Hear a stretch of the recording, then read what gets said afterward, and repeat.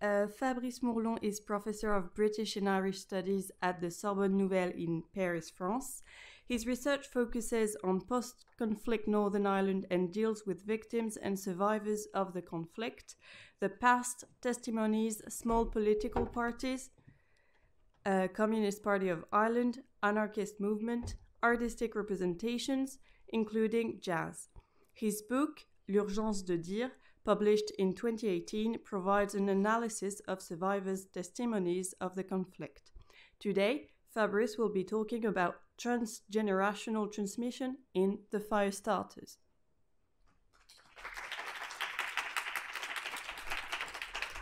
I'm sorry, I'm going to repeat a wee bit what you said, Marisol, at some stage, but I'll say it differently. The Fire Starters explores the question and questions Northern Ireland post-conflict society at a very critical moment of the marching season in Belfast. And of course, this long-enduring Protestant tradition takes on a violent and cataclysmic form during the 3 months described in the novel. Because of the restriction imposed by government on how high the bonfire should legally be, the population, especially the young people, feel that their freedom of expression, our civil liberties, is denied and engage in a bout of arsons all over the city of Belfast, marking this particular season as the year of the tall fire. The unusual hot weather, added to the burning of fires around the city, heightens tensions among the population and exposes a post-conflict and post-Brexit society in crisis. The French philosopher and sociologist Edgar Morin developed the idea that a crisis is both a moment of uncertainty with external and internal forces disrupting an established system, but also revealing moments that enables us to explore the complexity of the world we live in. In the novel, the external forces are embodied in the various supernatural characters of the siren and the unfortunate children. And the epigraph tells us, of course, that a siren means both warning and destruction. The internal forces are materialized by the violence expressed among the population. The complexity of the situation is best captured in the opening sentence of chapter 1. This is Belfast, this is not Belfast. Warning against taking signs at face value and instead calling for a multi-layered understanding of Northern Ireland society. I quote, the narrator says at one stage, "There is truth in every version of this." The identity crisis is echoed at a personal level when in the opening scene of the novel, the father looks at his daughter and says, "Your ears are not the same as mine." Indeed, the narrative depicts two fathers who, just like Northern Ireland society, are at a crossroads in their lives and are in search of their own identity through the questioning of the way of what they have transmitted or wish to transmit to their children, whether they are responsible for the legacy of violence that they see in their offsprings. So, for example, Jonathan is an ill-adapted middle-class doctor from East Belfast who, lured by a siren, eventually has a daughter with her named Sophie. He's obsessed with Sophie, inheriting the destructive aspect of her mother. Sammy Agnew is also from East Belfast, but from a working class area and has a paramilitary history involving the regular use of violence. The eldest of his 3 children, Mark, is his main cause of worry, as his son turns out to be the instigator of chaos. We've said that before. And of course, Sammy fears that he might have passed on his own rage and anger on him. So the summer of the tall fires in Belfast, with its sacrificial both in biblical and anthropological meanings and cathartic nature, is a revealing moment both at a societal and personal level. It is a journey towards the formation of the self, revealing the tension between the false and the true self that psychoanalyst Donald Winnicott developed in his theory and practice. At the end of the novel, The two fathers resolve their internal conflict over what they or society has passed on to the new generation by accepting their own humanity through their respective child, just like the quote, in the epigraph by George Eliot. One of the themes running through the novel is how the conflict in Northern Ireland and its violent aspect has been passed on from one generation to the next. And it is a question of, as one of the characters say in the novel, nature or nurture. And the problem is, how is history, or more generally the past, and how the sense of place impact on the present. These burning issues have haunted Northern Ireland society since the Good Friday Agreement, which allowed for a relative peace to settle antagonism. However, dealing with the past, like the expression that is used commonly in Northern Ireland, is still it's still seen as an unfinished business, with various cold cases of killings unresolved, despite a large number of commissions and reports that attempted to develop a coherent mechanism to tackle the issue. The future of the young generation was one of the main concerns of the Good Friday Agreement, and transgenerational trauma is a priority of the European program Peace 4. These concerns, of course, are not specific to Northern Ireland, and the way they are being addressed bears much to reflections developed in the aftermath of the Second World War. After a major conflict, people tend not to speak about their experience to their children, and this period of latency may be the source of problem for the young who cannot make sense of the past.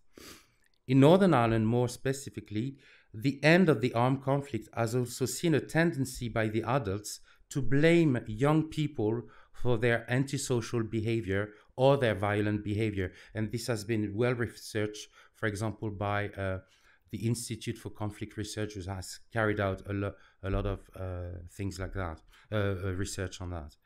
So the post-Brexit period and the opposition to the Northern Ireland Protocol has witnessed a series of rioting and chaotic scenes in which young people tend to be blamed by the media and politicians. So this context explains how the issue of transmission in the novel is paramount. So there is both a territorial and historical inheritance in the way people act and think. Sammy is solidly anchored in his Belfast, the city, acting, I quote, as a magnet, coaxing, dragging, reeling him back. Although he would at times be ready to leave Belfast, I quote, he will be a son of this city. He is this place as his children are this place. His violence that of his son is to be blamed on this monstrous city that fouling the boy up just like it once ruined him. The place sticks to his shoes, just like the past sticks to his life when he steps over the ashes of a burnt fire that are compared to Hiroshima or Nagasaki. The car he once himself burnt are seen as beacons in Norman times. On the contrary, Belfast is not home to Jonathan, who was born 5 minutes away from Sammy, but the class divide, marked by a different education and the tiny spatial distance between their homes, seem continental and set them apart. However, in the end, the city won't let either man go, that's a quote, as if absorbing them and nailing them to the place. The overdetermination of people's identity by the place where they live and its history, in Bourdieu's term, the habitus, is established right at the beginning of the novel. The omniscient narrator describes Belfast and its tradition in a distant and sociological style, which enhances the inexorability of the process. Every group of the population is thus presented. Women perpetuate traditions like their mothers and grandmothers before them. Children build bonfires, a practice that they, I quote, have learned from their fathers and uncles. Violent behavior is also inherited from previous generation. It does not come from an outside actor or a force, But, I quote, "this is the kind of violence a group of people will do to themselves." Like Scorpions in a Bottle, which is the title of a book by historian John Darby, who tries to explain the conflict in Northern Ireland. It's like an animal instinct. People feel the hitch of necessity, I quote, and it has no purpose or doesn't even express a political cause. There is a tradition of burning things in East Belfast, and I quote, "most people cannot remember the story in any detail, but the memory of fire is hard to forget." It is as if no one could escape violence, which is, I quote, "a passed down thing like heart disease or cancer. It's a kind of disease." So be it an instinct, a legacy, or a disease, the violence that erupts every year in Belfast in the summer cannot be grasped by reason. When Jonathan meets young people in the park ready to set fires, he qualifies their justification for doing so as something that they have inherited. In the description, for example, of the Orange Parade in Chapter 8, history is once again called upon to explain why they are repeated again and again over the years, but its meaning is questioned, as, I quote, "the details have worn thin from passing one generation to the next." No one really knows where, I quote, "the old fondness for violence" comes from, but it is like, I quote, "a birthright, futile as it may seem." In August, heavy rains put an end to the marching season. Compared to baptism, the downpour, or the flood in its biblical sense, has not produced any change in Belfast. I quote, "nothing has been resolved or achieved, but this is not considered failing. This is how it has been in Belfast every summer since the agreement." And another quote, "the angry time is over for another year. The need for it has left their system." So the summer bears the characteristic of a religious sacrifice, but Belfast has not experienced the advent of a new era or a systemic change, contrary to the story told in the Bible or the anthropological analysis of Freud or René Girard on the subject. For information, Freud posits the existence of a primal horde who kills the Almighty Father to explain the evolution of society, and Girard develops the idea that mimetic desire leads to violence, which ends with the sacrifice of a scapegoat to renew social bonds in a new unified society. However, the events described in the novel are bound to repeat themselves, as, I quote, "history will no doubt prove it is actually a verb, an action that can be done to people over and over again." After so many years of sitting one way, our spines had set. We will take centuries to unfold. And another quote, "the troubles have only just begun, while the media have repeated they are over now." So violence is thus both natural and nurtured at a societal level, and its manifestation on an individual level vary according to the two protagonists whose stories alternate and meet in the narratives. So I'll briefly say a few things that have been said about Jonathan. Jonathan is ontologically defined by his fears. In the opening scene of the novel, he addresses his daughter, and of course he's looking for signs of her humanity. And of course he's scared that, she might have heredited the destructive personality of her mother. He scrutinizes his daughter's physical feature, and like in a mirror, is trying to find his own self. "I will do my best to teach myself into you. Looking into my face is just like looking at her face in the mirror," hinting at the fact that the formation of the self works both ways. His own unformed self his difficulty to identify himself is the direct result of being neglected by his parents. They had not planned to have a child, and they refer to the child as this, with the word "this." And they regularly forget about the birthdays. They finally left for New Zealand when he's 16. Later, when he braces himself to tell his mother that she has a grandchild, her response is no thank you. So the psychological violence inflicted on Jonathan has strong repercussion on his psychological and social life. He describes himself as unremarkable, a drowning man with suicidal thoughts, as he has internalized his parents' neglect. The weight of their disinterest I lugged constantly. He is defined by a lack of inheritance, or perhaps a negative one, which leaves him psychologically in limbo and totally isolated and lonely. He's not able to have stable relationships, and is prone to develop fantasies to make sense of what is happening around him. Every time he's faced with a puzzling situation, he imagines explanation that bears the mark of fantasy or fiction rather than reason. And he misinterprets signs when he thinks that he can have a relationship, for example, with the girl he kissed in an advertising show organized by the tourist board, or when he takes his daughter's nanny's affection for love. Most explanation for the world around him he finds in TV shows, sitcoms, films, or in the press.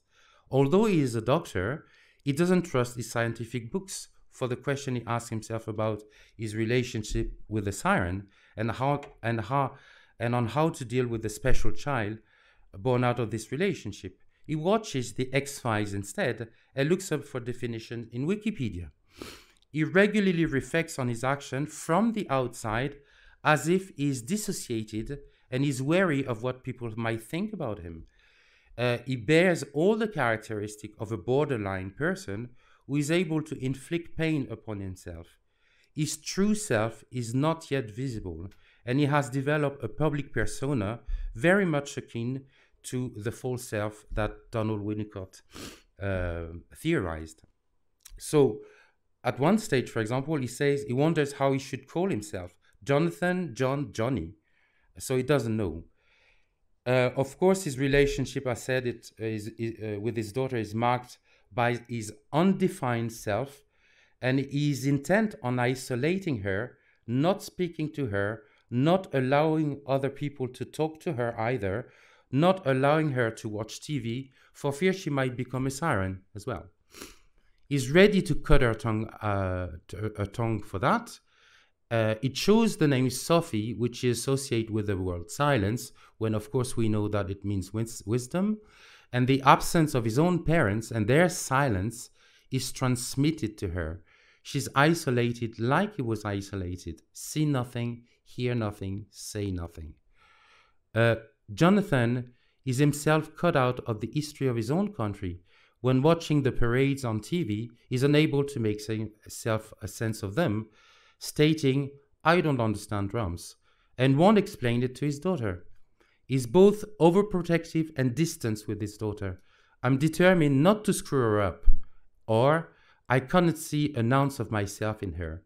So the pain he intends to inflict on his daughter by cutting her tongue out is first self-inflicted when he performs a cut on his thigh, which is a sign of his humanization process through empathy. He finally gives up cutting out her tongue when Sophie calls him dad, the first words she utters. "Every part of me succumbs," he says. His daughter gave him his real identity, that of the father, which he accepts with the responsibility of being a parent. Everything will be done on Sophie's turn. There isn't anything I won't do for her, etc., etc. Sammy Agnew also sees himself in his eldest son, Mark, just like in a mirror, but he feels responsible and guilty for passing on his own inherited violence. Mark reminds him of his own youth when he put the fear of God into tags, unleashing his violence on random drivers outside Belfast. He says, "You are your father's son, as I was my father's son." The rage that boils into him is rooted in his family and has even biblical explanation in the figure of Cain. He says at one stage, "A fellow like Cain would do well in the East," unquote. It is a purposeless rage which has nothing to do with politics, but runs into him like blood. It materializes itself as a bad taste in his mouth or blood in his ribcage, like a genetic legacy he cannot control, rather nature than nurture. The birth of Mark is a turning point in his life. Holding his son in his arm replaces the weight of the gun he carried and made him feel like God before. The baby elicits pride and fear at the same time. Just like Jonathan, he sometimes feels dissociated. I'm proud of you. I would like to say I love you. I'm afraid of you. With his two other children, he wishes he could lead a normal life and has built a wall between now and the past, as he says. He makes sure he doesn't tell anything about his story to sever the generational transmission. But since he discovered Mark is responsible for the tall fires, his new ideal self collapses. He remembers the warning signs of his son's cruelty when Mark locked his sister into the hen house when she developed a pathological fear of birds. Sammy beats his son with a wooden spoon after this incident, unleashing such violence against his son that he fears he might kill him. Mark, being his mirror image when he was young, makes it hard for Sammy to deal with him, as he is unable to deal with his own anger. He and his wife Pamela first undermined Mark's behavior, calling it's a phase, and gradually ignore him, leaving him to lead a solitary life in the attic of the house. To Sammy, Mark is a monster, and contrary to him, he has no weakness, but rather an expression of rapture in his eyes, elicited by his own rage. His son is an enhanced version of himself that has pushed the legacy of violence one step further. When Sammy attempts to talk to his son, sometimes wishing he could put the fear of God back into Mark. Torn between giving up his child and his guilt, he feels the need to find help with the doctor, who turns out to be Jonathan. The two meetings they have together reveals their respective true natures. As a tough man, Sam is wary to expose himself physically and psychologically to a doctor. He thinks he doesn't deserve to be listened by a nice doctor. He wants cruelty instead, as he thinks he deserves to be judged. His anger needs an outlet to express itself, and it is either on himself or on his son, who is a reflection of his own self. With Jonathan, he eventually allows himself to cry, and Jonathan in turn feels, I quote, a thing like kindness rushing out of him. Their humanity is further expressed during their second meeting, when Sammy and Jonathan discuss their feeling, listening to each other, and change roles as patient and doctor. I quote, I think it's Sammy who says that, a problem shared is a problem halved. They realize they are both scared and messed up as persons and fathers, and through telling his story, Sammy, I quote, offloads his son, and Jonathan realizes he is, I quote, the poor product of bad parenting and neglect. So they are both able to reveal their true self through talking. After this conversation, Sammy is intent on making things right with his son, and I quote, it is not guilt or hope that is propelling him, it is duty. He calls it making amends, i.e., repairing the wrong of the past, whether inherited or constitutive, nature or nurture. Planning to take the blame for his son's responsibility in the organization of the summer's chaos, at last, an unexpected showdown with his son turns into a fight when he beats Mark unconscious in a sacrificial act and gives him up to the police. Although he can still see Mark as his own monster, seeing his ugly reflection, holding him in his arm allows to see the boy in him, just like when he first held him. He carries his son just like a born infant in a pieta. Only violence for him could end the cycle of inherited violence. And just like Jonathan is a father again. So just like Eliot's quote in the epigraph, It is a child that defines your own self, despite all the various legacies that parents pass on to the next generation. Children are a hope, despite the fear and aspiration they elicit in their parents, or even at a societal level, when in Northern Ireland they are portrayed as threat to the future. People are able to find their true self through a real connection with the other. In the novel, those epiphanies occurred between the two fathers and with their respective child. Talking to the other is the real connection. Northern Ireland is used to silence about the past, about what seems to be inevitably passed on from one generation to the next. Before beating his son, Sammy says, nothing can be done with words, that in the East people can keep a secret. Even with his wife, he has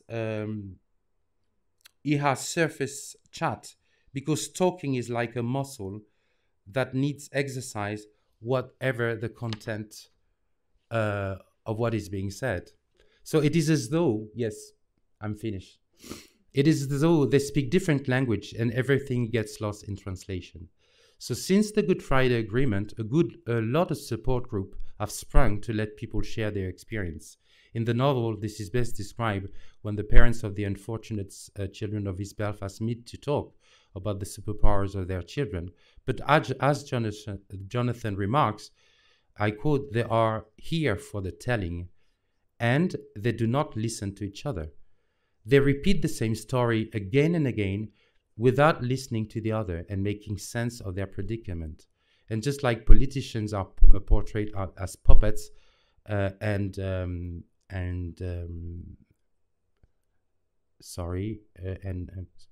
so that's it. So revealing your true nature is done through a real conversation with the other, just like between Sammy and Jonathan, and breaks the cycle of inheritance in Northern Ireland. And this particular moment of crisis has revealed the complexity of Northern Ireland, which should be seen in a more nuanced way than it is portrayed in the press. Thank you.